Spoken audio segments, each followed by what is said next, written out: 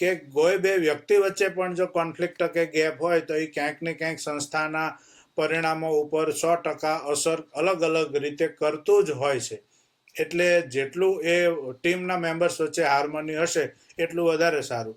એટલે માત્ર બીજાઓ દ્વારા એક વ્યક્તિનું સાંભળીને સીધું કોઈને ધમકાવવું એના કરતાં બંનેને સાથે બેસાડીને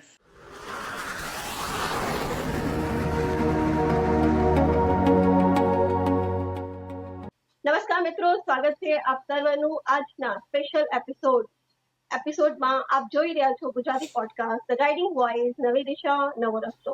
મિત્રો, આજે આપણે શિક્ષણ જગતના એક પ્રતિભાશાળી, અનુભવી અને પ્રેરણા સ્ત્રોત વ્યક્તિને મળવાના છે. તેઓનું નામ છે ડોક્ટર મનીષ ચાવડાજી. ડોક્ટર સાહેબ છેલ્લા 20 વર્ષથી પણ વધારે સમયથી teacher, principal, trainer, education consultant અને કાઉન્સલર તરીકે શિક્ષણ જગતમાં સતત નવી દિશા, નવી ઉર્જા અને મૂલ્ય આધારિત લીડરશિપનો પ્રસાર કરી રહ્યા છે. તેઓએ સ્ટ્રેસ મેનેજમેન્ટ એન્ડ વેલબિંગ જેવા અગત્યના વિષયો પર પોતાના વિશેષ કાર્યથી અનેક વિદ્યાર્થીઓ, શિક્ષકો અને લીડર્સના માર્ગદર્શક પર બન્યા છે. તો ચાલો આજે મળીશું અને જાણીશું તેમની જીવન યાત્રા, તેમની વિચારધારાઓ વિશે. પર સર્વપ્રથમ સ્વાગત કરીશું તેમનું. સર, નમસ્કાર. Hearty welcome to our show. નમસ્કાર. Thank you very much madam. કેમ છો તમે સર? બસ એકદમ fine madam, perfectly all right. સર્વપ્રથમ અમને એમ જણાવો કે શિક્ષણ ક્ષેત્રમાં જોડાવા પાછળ તમારું પ્રેરણા સ્ત્રોત શું હતું? એના માટે થોડું બાળપણમાં જવું પડશે.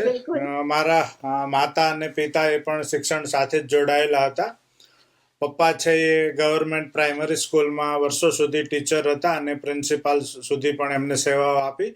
અને મારા મધર છે એ પણ પ્રૌઢ શિક્ષણમાં જોડાયેલા હતા, આંગણવાડી સાથે જોડાયેલા હતા. એટલે હું જ્યારે નાનો હતો ત્યારે અમારા ઘરમાં એ બધો શિક્ષણનો માહોલ અમે સતત જોતા. પ્રૌઢ શિક્ષણ દરમિયાન મોટા એજની જે બહેનો હોય એ રાત્રિ શાળા જે ચાલતી એ સમયે અમારા ઘરે આવતી તો હું પણ મમ્મી સાથે બેસતો અને એમાં કેવી રીતે ભણાવી શકાય એ બધું જોતો અને હું પણ ક્યારેક ક્યારેક મમ્મીની મદદમાં રહેતો. એમ કરતાં મને લાગ્યું કે શિક્ષણ તો બહુ મજા આવે એવી વસ્તુ છે. એટલે એમ કરતાં કરતાં એવું થયું કે મોટા થઈને આપણે પણ શિક્ષણ લાઈનમાં જ આપણી જીવનને સમર્પિત કરવું. એમ કરતાં કરતાં શિક્ષણ યાત્રામાં આવવાનું થયું. તમે એક અગત્યના વિષયને પસંદ કર્યો છે પીએચડી માટે, રિસર્ચ માટે, સ્ટ્રેસ મેનેજમેન્ટ. તો આનું મુખ્ય કારણ શું હતું? એકચ્યુઅલી હું વર્ષો સુધી એવું જોતો મારા શિક્ષણ કાળ દરમિયાન શિક્ષક તરીકે પણ મેં આજુબાજુની પરિસ્થિતિ એવી જોઈ કે એમાં લોકો બહુ બધા સ્ટ્રેસમાં હોય. એના ઘણા બધા કારણો હોય. એટલે હું સતત એ બધા જે કલીગ્સ હોય કે વિદ્યાર્થીઓ હોય એની પાસે બેસતો, એમની સમસ્યાઓ સાંભળતો. લકીલી હું આ બધાનું એક વિશ્વાસનું પાત્ર બની શક્યો કે વિદ્યાર્થી હોય, મારા કલીગ હોય કે મારા સિનિયર હોય એ પણ મારી સાથે હૃદય ખોલીને વાતો કરતા અને એમની જે કંઈ મૂંઝવણો એ વ્યક્ત કરતા. ત્યાર પછી હું પ્રિન્સિપાલ તરીકે ગયો તો મને એવું થયું કે એક શિક્ષક તરીકે મને જે પ્રોબ્લેમ, સ્ટ્રેસ કે જે કંઈ ટેન્શનના અનુભવો થયા છે એ હું જ્યાં હોય ત્યાં મારા મિત્રોને, મારા કલીગને, મારા ટીમ મેમ્બર્સને એ અનુભવ ન થવો જોઈએ. એટલે એ દરમિયાન આ બધાનો સતત અભ્યાસ થયો. એટલે મને થયું કે આ વિષય ઉપર જ પીએચડી કેમ ન કરીએ, જેથી વધારે સારી રીતે આ શિક્ષણ સંસ્થાઓની સેવા કરી શકાય. એટલે મેં પીએચડીમાં પણ વિષય એવો પસંદ કર્યો કે અમદાવાદની ખાનગી શાળાઓના સ્કૂલના શિક્ષકોનું સ્ટ્રેસ મેનેજમેન્ટ, જેથી એને ઊંડાણથી અભ્યાસ કરવાની મને તક મળી. એમાં હું ઘણું બધું શીખ્યો. સ્ટ્રેસ શું છે, સ્ટ્રેસના પ્રકારો શું છે, સ્ટ્રેસની વ્યાખ્યા શું થઈ શકે, સ્ટ્રેસના લેવલ કેટલા છે, એના ફેઝ કેટલા છે, એને માપવા માટેના ટૂલ્સ કયા છે અને શું કરીએ તો આ સ્ટ્રેસને દૂર કરી શકાય અથવા એને મેનેજ કરી શકાય. આજના સમયમાં શિક્ષકોમાં અને સાથે સાથે બાળકોમાં સ્ટ્રેસ વધી ગયો છે. દરેક જગ્યાએ સ્ટ્રેસ બહુ જોવા મળે છે. બાળકો, નાના બાળકોમાં પણ ડિપ્રેશન, સ્ટ્રેસના કેસ વધતા જઈ રહ્યા છે. શું કારણ છે એની પાછળ? એક તો વાલીઓમાં એવું થઈ ગયું છે કે આપણું બાળક જો અંગ્રેજી માધ્યમમાં નહીં ભણે અથવા તો સારા પર્સન્ટેજ નહીં લાવે તો આગળ શું કરીશું. એટલે એ વિદ્યાર્થી ઉપર પણ એવો ફોર્સ કરે છે. શિક્ષણ સંસ્થાઓ પણ પોતાની પ્રેસ્ટીજ વધે એટલે એ માત્ર માર્કશીટમાં આંકડા કેમ વધે એના ઉપર ફોકસ છે. એટલે વિદ્યાર્થીને સતત વધારે બર્ડન આવે છે, સતત હોમવર્ક વધારે આપવાનું, સ્કૂલમાંથી બાળક ઘરે જાય તો પણ કોચિંગ ટ્યુશન્સમાં જવાનું, વળી ઓનલાઈન એજ્યુકેશન હોય, એની સાથોસાથ કોઈને પોતાની હોબી ડેવલપ કરવાનું ચાલતું હોય, ક્રિકેટ છે, મ્યુઝિક છે, એમાં પણ આગળ વધવાનું હોય. એટલે આજુબાજુમાં જે કંઈ જુએ છે એમાં એને એવું લાગે છે કે મારું બાળક ક્યાંય પાછળ તો નહીં રહી જાય ને, એટલે સતત એ રેસમાં એટલું દોડતું જ રહે છે કે પરિણામે બાળકને જો ઓછા માર્ક આવશે તો વાલી શું કહેશે, સ્કૂલમાં કેવું લાગશે, આજુબાજુવાળા સગાઓ શું કહેશે, એટલે બીજા લોકો શું કહેશે, એટલા માટે થઈને પોતાના બાળકને પણ સ્ટ્રેસ આપે છે અને પોતે પણ સ્ટ્રેસમાં રહે છે. ઘરે કોઈ મહેમાન આવે તો તરત બાળકને એક ડેમો પીસ બનાવી દે છે, ચલો પહેલી પોએમ બોલો, ચલો પહેલું તું બોલ્યો તો ઇલોક્યુશન કોમ્પિટિશનમાં એ બોલો, પહેલું બતાવો, પહેલું તને આવડે છે એ તું બતાવ. એટલે બાળક જાણે એક ડેમો પીસ હોય, જાણે ડેમોન્સ્ટ્રેશન કરીને વાહવાહી મેળવવાની હોય અને નાની ઉંમરથી જાણે એને સેલિબ્રિટી બનાવી દેવાનું હોય એવી રીતે એને રજૂ કરવામાં આવે છે. નાની નાની વાતોના પણ એના વિડીયો બનાવીને સોશિયલ મીડિયા પર અપલોડ કરે, કેટલા લોકો એને લાઈક કરે છે, કોમેન્ટ કરે છે. એટલે લાંબા ટાઈમે પછી એક સાયકોલોજીકલ પ્રેશર એના ઉપર આવે છે અને આ રેસમાં એ સતત દોડતો જ રહે છે. સાચી વાત. એટલે ઉંદરની રેસમાં બધા જ ઉંદર દોડે અને સૌથી પહેલો જીતી જાય તો પણ રહે તો ઉંદર જ છે ને એ. એટલે આ રેસ રેટમાંથી બહાર આવી જવું જોઈએ અને education is a part of life, it is not heart of life. શિક્ષણ છે એ જીવનમાં આગળ વધવાનું એક ટૂલ છે, પણ શિક્ષણ જ જીવન આખું નથી, એ સિવાય પણ જીવન ઘણું બધું છે. તો એ પણ વાલીએ અને વિદ્યાર્થીએ સમજવાનું છે. કોઈ વિષયમાં 2% ઓછા આવ્યા તો એ ચાલશે, પણ બાળકનો કોન્ફિડન્સ કેટલો વધે છે એ મહત્વનું છે. સાચી વાત છે. ઘણી વખત એવું થાય છે કે વાલીઓ, જે મા બાપ છે, એ એમના સપના અધૂરા રહી ગયા હોય તો એ સપના પોતાના બાળકો દ્વારા પણ પૂરા કરતા હોય છે. આ કેટલા હદે યથાર્થ છે કે મેં મારા લાઈફમાં કંઈ ના કર્યું હોય, ના બન્યા હોય તો એ સપના કે એ પ્રેશર, એકેડેમિક પ્રેશર હોય કે સપનાનો પ્રેશર હોય, એ બાળકોમાં ટ્રાન્સફર કરતા હોય છે. એ કેટલા હદે યથાર્થ હોય છે? ને એ બિલકુલ યોગ્ય નથી, કારણ કે દરેક વ્યક્તિને પોતાની પસંદગી, નાપસંદગી, રુચિ અરુચિ, ગમા અણગમા હોય છે અને દરેક બાળકની શક્તિઓ પણ વિશિષ્ટ હોય છે.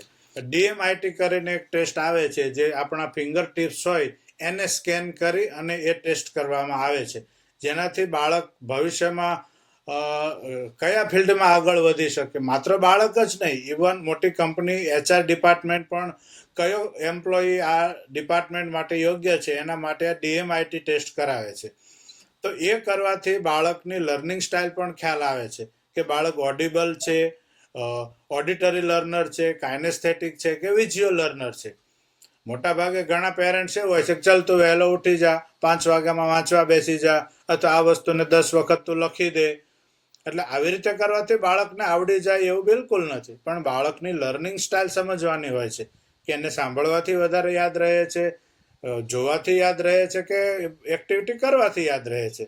એટલે પોતાના અધૂરા સપના બાળક ઉપર ઇમ્પોઝ કરવા, લાદી દેવા એ બિલકુલ યોગ્ય નથી. મારા વાઈફ પણ MA BEd થઈ અને ઇંગ્લિશ ATDના ટીચર રહી ચૂક્યા છે. હું પણ MA BEd MBA PhD સુધી ભણ્યો, પણ મારી ડોટરને અમે કોઈ વસ્તુ ઇમ્પોઝ નથી કરતા. એને જે વસ્તુમાં રસ પડે, રુચિ જાગે એવું અમે એન્વાયરમેન્ટ આપીએ છીએ કે તને જે ગમે એ ફિલ્ડમાં તું આગળ વધ. તો કોઈ પણ પેરેન્ટ એવું ન કરવું જોઈએ કે પોતાની ઈચ્છાઓ બાળક પર લાદવી જોઈએ. સાચી વાત છે. જેમ તમે કીધું એમ સરકારશ્રી પણ ભાર વિનાનું ભણતર એ ઝુંબેશ ચાલતી હોય છે, પણ જોવા જઈએ ખરેખર તો બાળકનું જે વજન હોય છે એના કરતા પણ વધારે એમના દફતરનું, એમના બેગનું વજન હોય છે.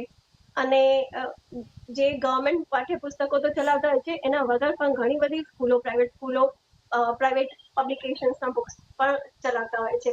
અને એ તમે દફતરનું વજન ઉપાડો, કારણ કે હું પણ બેસિકલી એજ્યુકેશન ફિલ્ડમાંથી બિલોંગ કરું છું, તો મને ખબર છે ઘણા બધા વાલીઓને આપણે મળતા હોઈએ છીએ તો એ અમને એવું કહેતા કે મેમ તમે પણ બેગ ઉપાડી જુઓ, તમે સેકન્ડ ફ્લોર પર, થર્ડ ફ્લોર પર અમારા બાળકનો વર્ક હોય તો ત્યાં સુધી એ ચડી પણ ન શકે. અને આપણને બધાને ખબર છે કે આજકાલના બાળકોમાં પણ એ જે શારીરિક સ્વસ્થતા જે જળવાઈ રહે એ પણ ક્યાંક ને ક્યાંક આપણે એમાં ઓળખ દેખાય છે.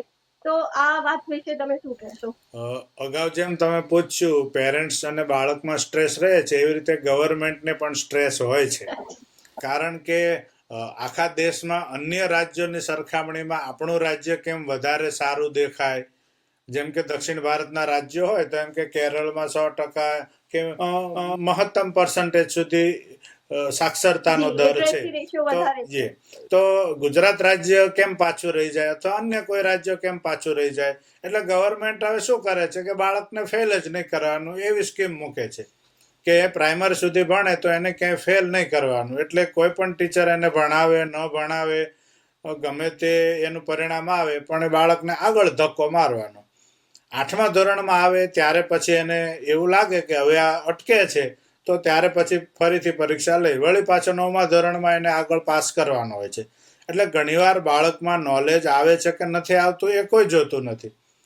પણ ગવર્મેન્ટને પણ એવું છે કે ભાઈ બાળક સ્કૂલે આવતું બંધ ન થવું જોઈએ. બંધ કેમ થાય છે તો એને ફેલ કરો એટલે સ્કૂલે નથી આવતું તો એને ફેલ જ ના કરો, એને સતત સ્કૂલમાં આવતું થાય એવું કરો. તો આ બધી બાબતોના લીધે પણ શિક્ષણની જે પરિસ્થિતિ છે એ કથળી છે કે દરેક લોકોને એમ છે કે ભાઈ પ્રેસ્ટીજ બતાવો કે આપણા રાજ્યમાં બાળકો આટલા આગળ છે, આપણી સ્કૂલના બાળકો આટલા આગળ છે. તો આ બધા દોટમાં એ બાળકોને અને પેરેન્ટ્સને અને ગવર્મેન્ટ બધાને સ્ટ્રેસ તો આવે જ છે. એના પરિણામ રૂપે આ બધી પરિસ્થિતિ ઊભી થઈ છે. ઇવન સ્કૂલ કોલેજ પછી પણ આપણે જોઈએ, મેં તો યુનિવર્સિટી હાયર એજ્યુકેશનમાં જોયું તો ત્યાં તો પરિસ્થિતિ આનાથી પણ ખરાબ છે. એક યુનિવર્સિટીમાં હું ગયો તો એક પ્રોફેસર પેપર ચેક કરતા હતા, મારી સાથે વાત કરતા જાય અને પેપર ચેક કરતા જાય. મેં પૂછ્યું કે સાહેબ આ વાંચવાના નથી પેપર? તો એમણે એવું કહ્યું કે અમને એવી સ્પષ્ટ સૂચના છે કે કોઈ વિદ્યાર્થીને ફેલ કરવાના નથી. એટલે પેપર ખોલીને લાલ પેનથી એમાં લીટા મારતા જાય અને ઉપર 38, 42, 45 એવા માર્ક આપતા જવાના. અંદર શું લખ્યું છે એ વાંચવાનું જ નથી. પ્રાઇવેટ યુનિવર્સિટી બની ગઈ છે તો એની ફી કલેક્શન થાય, વિદ્યાર્થી આવતા થાય, એ જ મહત્વનું છે. વિદ્યાર્થી જો ન આવે તો એની જગ્યાએ બીજો ડમી વિદ્યાર્થી બેસાડીને ચોપડી આપીને પણ પરીક્ષાના પેપર લખાવી દેવાય અને એને ડિગ્રીનું કાગળ આપી દેવાય. એટલે આપણી બધાયની જો રેસ માત્ર એક ડિગ્રીના કાગળ માટેની હોય તો એ લાંબા ગાળે બધાયને, સમાજને, વ્યક્તિને નુકસાન 100% કરશે જ. આપ પ્રિન્સિપલ તરીકે પણ કેટલા વર્ષોથી સેવા આપી છે, તો એક સારા પ્રિન્સિપલની અંદર કયા પ્રકારના ગુણો મહત્વના છે? પ્રિન્સિપાલ છે એ મહત્વની લીડરશિપ પોઝિશન છે. એટલે સૌથી પહેલા એમાં ધીરજ જોઈએ, પેશન્સ છે એ સૌથી મહત્વની વસ્તુ છે. એની સાથે સાથે લિસનિંગ સ્કિલ. માણસ લીડરશિપની ચેર પર બેસે એટલે 70% એનો રોલ સાંભળવાનો હોય, 30% જ એને વ્યક્ત કરવાનું, અભિવ્યક્ત કરવાનું કે બોલવાનું હોય. અને એની સાથે કમ્યુનિકેશન સ્કિલ, જે એમ્પથી લેવલથી કામ કરવાનું હોય છે એમાં કે પોતાનો જે કંઈ મેસેજ છે એ વિદ્યાર્થી કે વાલી કે સ્કૂલ મેનેજમેન્ટ કે સરકારના પ્રતિનિધિ એ બધા સાથે કોર્ડિનેટ કરીને મેસેજ કેવી રીતે આપવો એ મહત્વનું છે.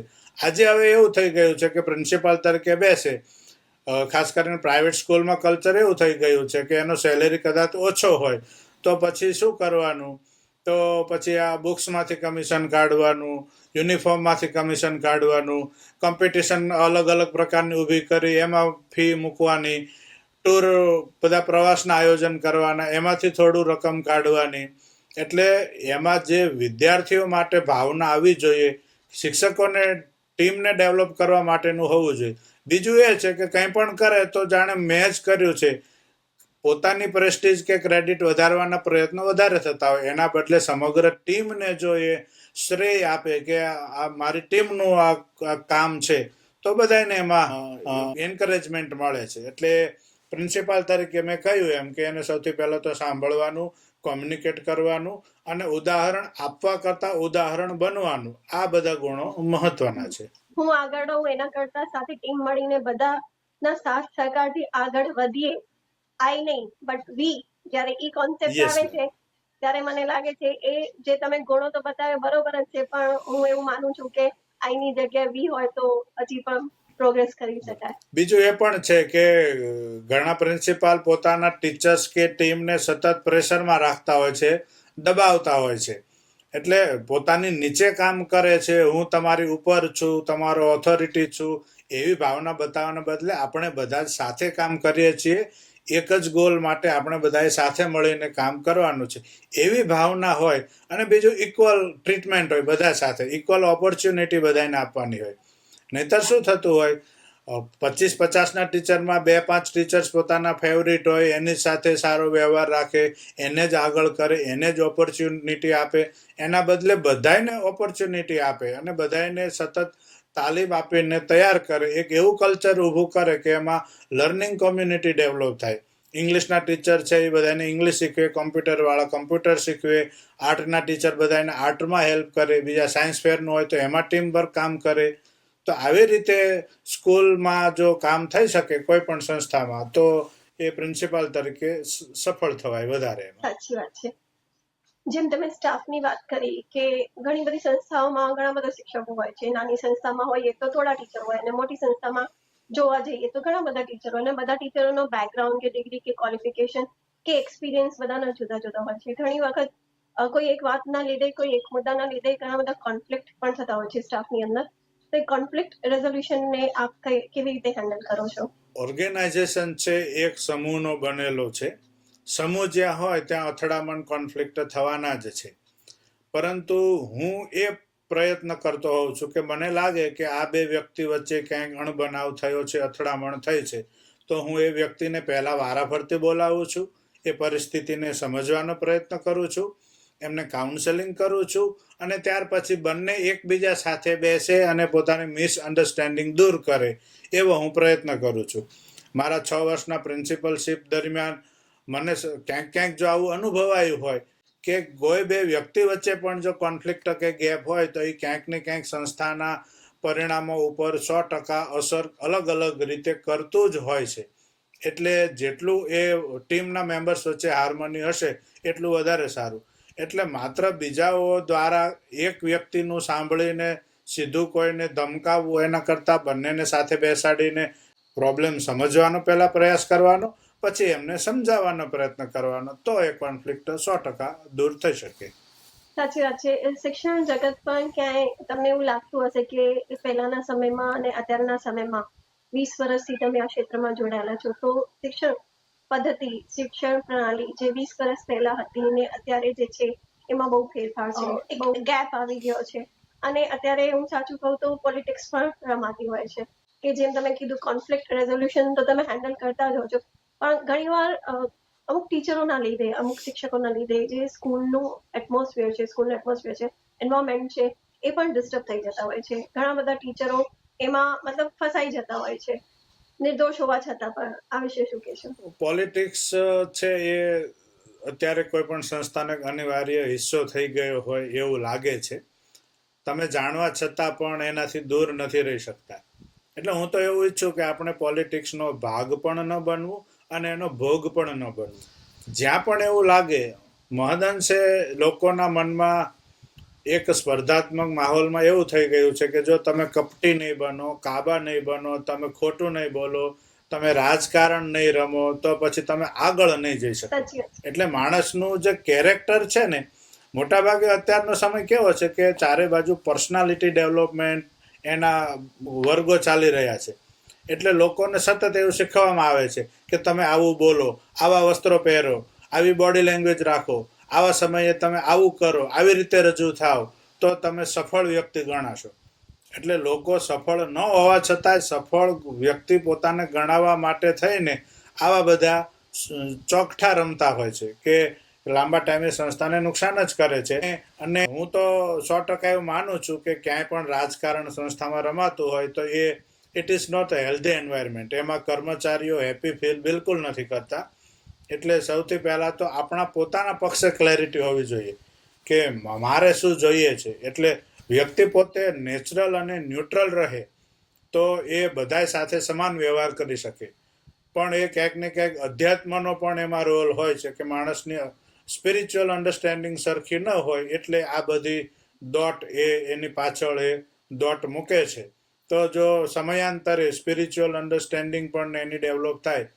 હું પ્રિન્સિપાલ તરીકે હતો ત્યારે સ્કૂલ અવર્સ પૂરા થયા પછી 1 કલાક સુધી અમે વીકલી લગભગ 3 થી 4 દિવસ એવું સેશન રાખતા. એમાં પર્સનલ, પ્રોફેશનલ, સ્પિરિચ્યુઅલ અને સોશિયલ આ ચારેય એરિયાનું બેલેન્સ કેવી રીતે કરવું એનું સતત અમે તાલીમ આપતા.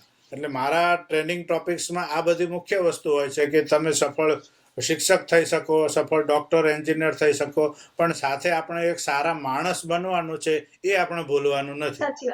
એટલે આ દુનિયાને સારા માણસોની અત્યારે વધારે જરૂર છે. તો આ રાજકારણથી થોડો ઘણો લાભ કદાચ થઈ શકે, ભૌતિક લાભ, પરંતુ લાંબા ગાળે એ માણસના અધ્યાત્મને, આત્માને નુકસાન કરે છે. એટલે એમાંથી માણસે બહાર આવી અને પોતાનું માઇન્ડ બેલેન્સ્ડ રાખી અને પ્રમાણિક પ્રયત્ન. ખૂબ સરસ વાત કરી કે એ સફળતા દેખાય છે, બહારની સફળતા હોય છે. આંતરિક ખુશી જે હોય, આંતરિક સિદ્ધિઓ જે હોય એ ત્યાં સુધી પહોંચી પણ નથી શકતા. હું વાત કરી તમારા એક સરસ પુસ્તકની. તમે સરસ પુસ્તક લખ્યું છે શિક્ષાપત્રી ટાઈમલેસ મેનેજમેન્ટ વિઝડમ. એના વિશે થોડું જણાવશો? જી, આ શિક્ષાપત્રી ટાઈમલેસ મેનેજમેન્ટ વિઝડમ આ ઇંગ્લિશ વર્ઝન છે અને એની સાથોસાથ મેં હિન્દી અને ઇંગ્લિશમાં પણ એ લખ્યું છે. શિક્ષાપત્રી ગ્રંથ છે સ્વામિનારાયણ સંપ્રદાયનો ભગવાન સ્વામિનારાયણે પોતે લખેલો ગ્રંથ છે, એકમાત્ર, જે 212 શ્લોકનો છે. અને આ ગ્રંથ છે એ બિલકુલ નાનકડો ગ્રંથ છે. 212 શ્લોક એટલે તમે એકી બેઠકમાં 15-20 મિનિટમાં આખી બુક વાંચી શકો એવડો ગ્રંથ છે. એની વિશેષતા એ છે કે એ માત્ર સ્વામિનારાયણ સંપ્રદાય માટેનો ગ્રંથ નથી. એમાં રાજાઓએ શું કરવું, વિધવાઓએ શું કરવું, પરણેલી સ્ત્રીઓએ કેવી રીતે રહેવું, સાધુ સંતોએ કેવી રીતે રહેવું, સંપ્રદાયના આચાર્યએ કેવી રીતે રહેવું, પોતાના દીકરા કે પિતા પુત્રએ જમીન વ્યવહાર, પૈસાની લેણ દેણ કેવી રીતે કરવી, આવી બધી કોડ ઓફ કન્ડક્ટની બાબતો છે. તો આ 200 વર્ષે શિક્ષાપત્રીને હમણાં પૂરા થયા. 1826માં આ બુક લખાયેલી હતી. એટલે હવે 2026માં એના 200 વર્ષ પૂરા થાય છે. એટલે મને ખાસ સંતો દ્વારા એવી આજ્ઞા કરવામાં આવી હતી કે હું એક તો મેનેજમેન્ટનો પણ વિદ્યાર્થી છું, અંગ્રેજી ભાષાનો પણ વિદ્યાર્થી છું અને અધ્યાત્મ સાથે પણ હું વર્ષોથી જોડાયેલો છું. એટલે મને થયું કે આમાં મેનેજમેન્ટના સિદ્ધાંતો કયા છે એના ઉપર આપણે રિસર્ચ કરીએ. જેમ કે એમાં સામાન્ય આજ્ઞા એવી છે કે અમારો આશ્રિત હોય તો એને ગાળ્યા વગરનું પાણી ન પીવું, એટલે કે અનફિલ્ટર્ડ વોટર એ ન પીવું. તો સામાન્ય રીતે આપણે પાણી ગાળીને તો પીતા હોઈએ, પણ મેં એને એવી રીતે જોયું કે this is a symbol of management principle. Symbol શું છે? અનફિલ્ટર્ડ વોટર છે, this is a symbol of avoiding unethical practice. જેમ તમે ગાળ્યા વગરનું ગંદુ પાણી પીવો છો તો એ શરીરને નુકસાન કરે છે, એ જ રીતે જો તમે અનએથિકલ પ્રેક્ટિસ કરો છો તો એ વ્યક્તિને, સમાજને, દુનિયાને નુકસાન કરે છે. એટલે આવું વિચારતા મને લાગ્યું કે આમાં તો એવા ઘણા સિદ્ધાંતો છે કે જે બિઝનેસમાં પણ ઉપયોગી થઈ શકે એવા છે, કોર્પોરેટમાં પણ કામ આવશે, પોતાના ઘર પરિવારમાં પણ કામ આવશે. તો એને ધ્યાનમાં રાખીને આ બુક મેં લખી છે કે જે દરેકને ઉપયોગી થાય એ પ્રકારની છે. અને એ ટૂંક સમયમાં, 1.5 મહિના સુધીમાં એ ઉપલબ્ધ થઈ જશે. ખૂબ સરસ વાત કરી તમે. જેને પણ પુસ્તક વાંચ્યા હશે એ ખરેખર એમને પણ લાભ થતો હશે. કમિંગ બેક ટુ ટીચર્સ, હું શિક્ષકોની વાત કરીશ કે આજકાલ શિક્ષણ જગતમાં શિક્ષકોનું જે વેલબિંગ છે અથવા તો મનોસ્વાસ્થ્ય જે છે એ કેટલું મહત્વનું છે? વેલબિંગ જેને કહીએ આપણે, એ બહુ જ મહત્વનો ભાગ છે જીવનનો. સ્વાસ્થ્ય છે એ 3 પ્રકારનું સાચવવાનું હોય છે. એમાં ફિઝિકલ હેલ્થ પણ હોય છે, માણસનું મેન્ટલ હેલ્થ પણ હોય છે અને એની સાથે ઇમોશનલ હેલ્થ હોય છે. મોટા ભાગે આપણે ફિઝિકલ હેલ્થ ઉપર ધ્યાન આપતા હોઈએ છીએ. આપણે તાવ આવે, બીમાર પડીએ, માથું દુખે, પેટમાં દુખે તો ડૉક્ટર પાસે જઈએ છીએ, દવાઓ લઈએ છીએ. પરંતુ આપણને મૂંઝવણ થાય, કંઈક આપણા પર્સનલ પ્રોબ્લેમ્સ હોય, આપણા પ્રોફેશનલ પ્રોબ્લેમ્સ હોય, જેનું લાંબા સમયથી આપણા મન ઉપર એક બર્ડન રહેતું હોય, તો આપણે એ આપણા મિત્રો સિવાય કોઈ પ્રોફેશનલ વ્યક્તિ પાસે એની અભિવ્યક્તિ લગભગ નથી કરતા હોતા. પરંતુ હવેનો સમય એવો છે કે જેમ તાવ આવે ને માથું દુખે એટલું મહત્વનું છે શરીરનું, એ જ રીતે આ આપણું વેલબિંગ પણ મહત્વનું છે. મેં એવું અનુભવ્યું છે કે લોકો અંદરો અંદર મૂંઝાતા હોય છે. આજે એની સાચી વાત સાંભળે અને એનો દુરુપયોગ ન કરે એવા સ્થાનો, વ્યક્તિઓ બહુ ઓછા હોય છે. એટલે હું તો લોકોનું ચહેરા ઉપર કન્ફ્યુઝન જોઈને મને ખ્યાલ આવે. અમારા કેટલાક ટીચર્સ જે તે સમયે હું એવું કહેતો કે મેડમ આજે કેમ તમે થોડા મૂંઝાયેલા લાગો છો, આપના ચહેરા ઉપર થોડી ઉદાસી દેખાય છે. પછી હું એમને બેસાડું, એમની પ્રોક્સી પીરિયડની હું વ્યવસ્થા કરી દઉં, એમનો પ્રોબ્લેમ સાંભળું, એમને કાઉન્સેલિંગ કરું એ રિલેક્સ થઈ જાય અને એમની એનર્જી ફરી પાછી હતી એ પ્રમાણે બમણા ઉત્સાહથી એ કામ કરવા લાગે.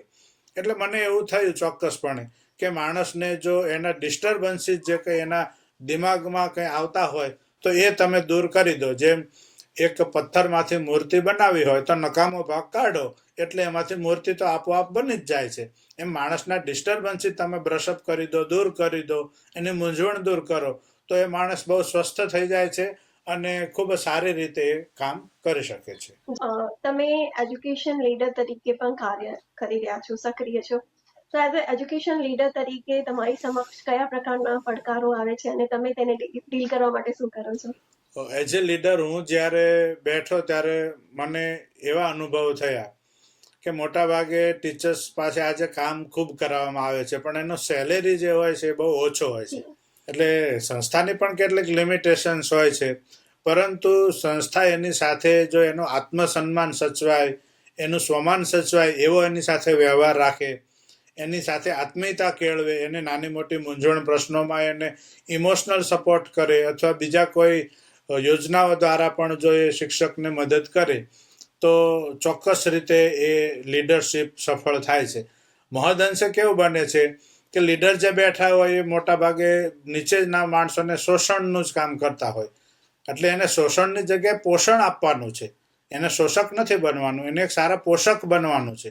એની નીચે જે કોઈ કે એના સહકર્મચારીઓ છે એ બધાની નાની મોટી મૂંઝવણ એને સાંભળવાની છે, સમજવાની છે, એના ઉકેલ રસ્તા બતાવવાના છે.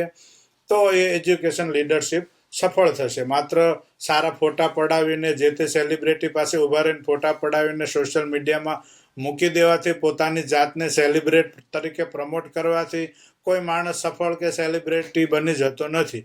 આ બધું ગ્રાઉન્ડ લેવલે કામ કરવાનું હોય છે, લો પ્રોફાઇલ રહીને, તો એ લીડર વધારે સફળ થાય. ડોક્ટર સાહેબ, તમે 20 વર્ષની જર્નીમાં કોઈ એવી સ્મરણીય ઘટના જે આજે પણ તમારા દિલ ઉપર ઊંડી છાપ મૂકી હોય એ અમારા દર્શકો સાથે શેર કરવા માંગશો? 20-25 વર્ષમાં આવી ઘણી બધી ઘટનાઓ બની છે.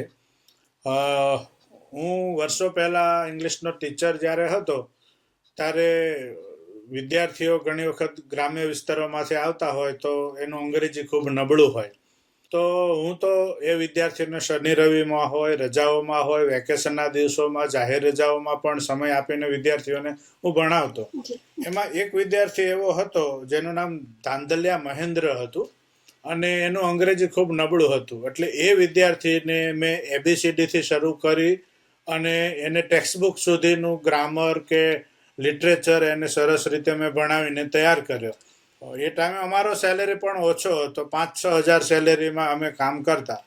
તો એ સેલેરીમાંથી પણ અમને એ વિદ્યાર્થીને એન્કરેજ કેવી રીતે કરી શકાય એના માટે હું કાલુપુર જઈ અને સ્ટેશનરીની હોલસેલ દુકાનમાંથી હું હોલસેલમાં પેન ખરીદીને લઈ આવ્યો કે 1.5-2 રૂપિયાની 1 રૂપિયાની પેન આવતી હોય એવી હું પેન લઈ આવ્યો. અને એ નબળા વિદ્યાર્થીઓ જે હોય તો એવા વિદ્યાર્થીઓને ધ્યાનમાં રાખીને હું પહેલા સહેલા પ્રશ્નો પૂછતો, જેથી વર્ગખંડમાં બધા વચ્ચે ઊભા થઈ અને જવાબ આપે એટલે તરત એને બધા વચ્ચે તાળીઓથી વધાવી લેવાનો અને એને પેલી પેન છે એ ગિફ્ટમાં આપવાની. એક જ પીરિયડમાં 2 વખત 3 વખત સારા જવાબ આપે તો એને 2-3 વખત પણ એ પેન આપવાની. એમ કરીને એ વિદ્યાર્થીનો આત્મવિશ્વાસ અમે જગાવ્યો. ત્યાંના પ્રિન્સિપાલે મને એવું પૂછ્યું કે હવે દિલ્હીથી પરીક્ષા લેવાની છે તો આ વિદ્યાર્થી પાસ તો થશે ને? એટલે મેં એવું કહ્યું કે માત્ર પાસ જ નહીં થાય પણ ખૂબ સારા માર્કે પાસ થશે. અને એ વિદ્યાર્થી અંગ્રેજીમાં જેટલા વર્ગમાં વિદ્યાર્થી હતા એના કરતાં સૌથી હાઈએસ્ટ માર્ક લાવી અને એ વિદ્યાર્થી પાસ થયો અને એસેમ્બલીમાં અમે એ વિદ્યાર્થીનું સન્માન કર્યું. ડોક્ટર સાહેબ, તમે કેટલા લોકોના, હું તો એમ કહીશ કે અનેક વિદ્યાર્થીઓના, શિક્ષકોના અને લીડર્સ માટે તમે પ્રેરણા સ્ત્રોત છો, માર્ગદર્શક છો, પણ તમારા ધ ગાઈડિંગ વોઇસ કોણ છે? હું અહીંયા ગુરુકુલમાં ભણતો. હું રાજકોટ ગુરુકુલમાં પણ ભણેલો છું, જે 1948માં સ્થાપના થઈ હતી. અને ત્યાર પછી હું અહીંયા મેમનગર ગુરુકુલ છે, ડ્રાઇવિંગ રોડ ઉપર આવેલું છે. એટલે મારો ઉછેર મોટા ભાગે આ શિક્ષણમાં વિદ્યાર્થી અવસ્થામાં આ બધા સંતો સાથે ગુરુકુળમાં રહીને થયો છે. એટલે મારા પ્રેરકો ઘણા બધા રહ્યા છે. એમાં વિશેષ રીતે મારું ઘડતર છે એ અમારા પાર્ષદવર્ય શ્યામજી ભગત છે, એમની સાથે રહીને મારું વિચાર ઘડતર ખૂબ સારું શિક્ષણનું થયું છે.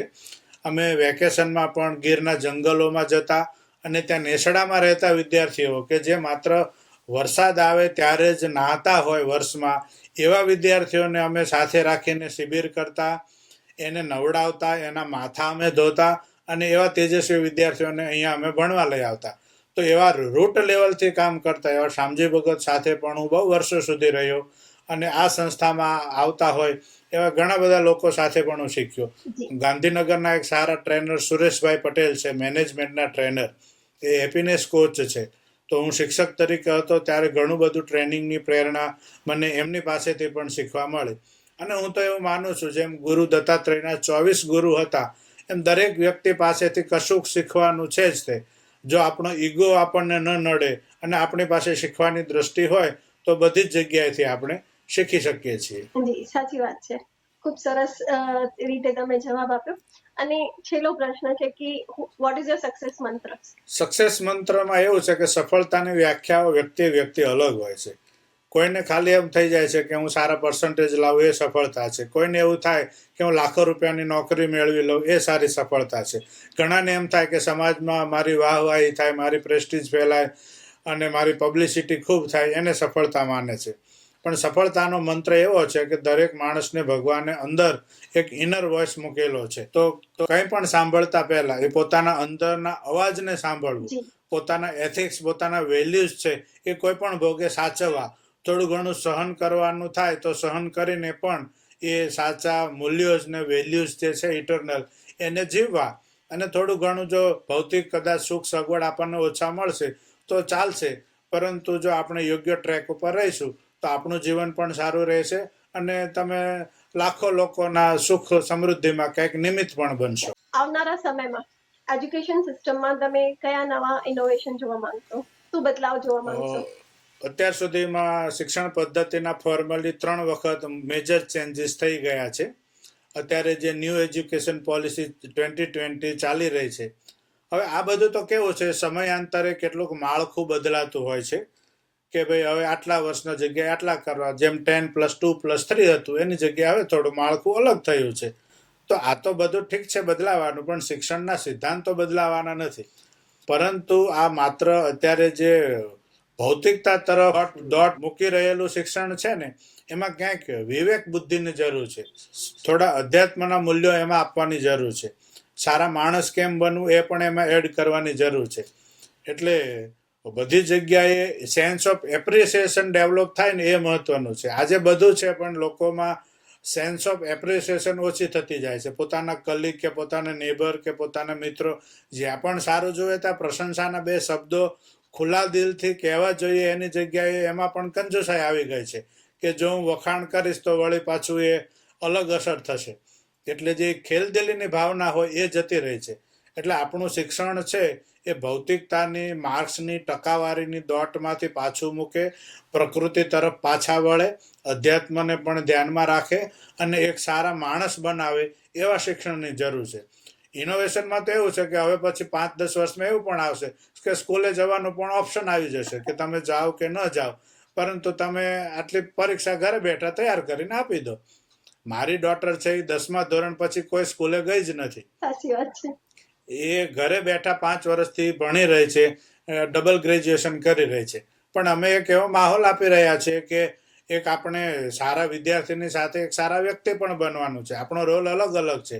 ક્યાંક આપણે પિતા હોઈએ, ક્યાંક પુત્રી હોઈએ, ક્યાંક માતા હોઈએ, ક્યાંક મિત્ર હોઈએ, ક્યાંક પડોશી હોઈએ. તો આ બધા રોલને, આ જીવન એક રંગભૂમિ છે, આના રંગ બદલાતા જાય છે. એટલે આપણે જે પાત્ર ભજવવાના હોય એ પાત્રને આપણે ન્યાય આપતા શીખવાનું છે.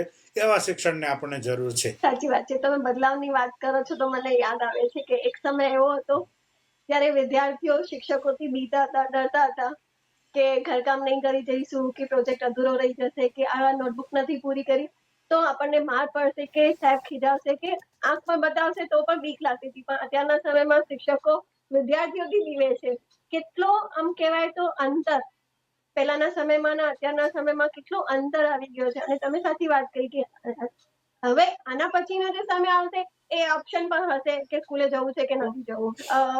છેલ્લે આપણે ડોક્ટર સાહેબ રેપિડ રાઉન્ડ ફાયર રમી લઈશું. હું એક પ્રશ્ન કરીશ તમે તમારા મનમાં જે પહેલો શબ્દ કે પહેલો વાક્ય જે આવે એ મને કહેજો. જી. શિક્ષણ તમારા માટે શું છે? સેવા કરવાનું સાધન. સ્ટ્રેસ આવે છે ત્યારે શું કરો છો? પોતાની જાત સાથે સમય વિતાવું છું. કેવી રીતે? મનગમતી પ્રવૃત્તિઓમાં મન પરોવીને. ઓકે. શિક્ષક બનવું કે લીડર બનવું કયું વધારે પડકારજનક છે?